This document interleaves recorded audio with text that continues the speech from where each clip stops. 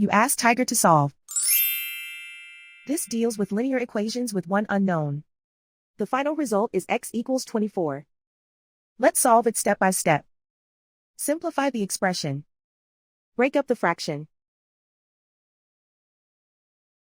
Find the greatest common factor of the numerator and denominator. Factor out and cancel the greatest common factor. Group all constants on the right side of the equation. Add 16 to both sides.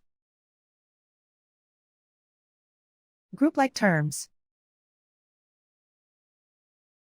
Simplify the arithmetic.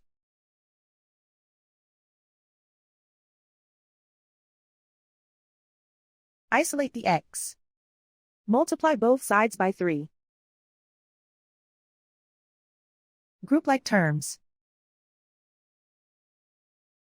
Multiply the coefficients. Simplify the fraction. Simplify the arithmetic. And so the final result is x equals 24.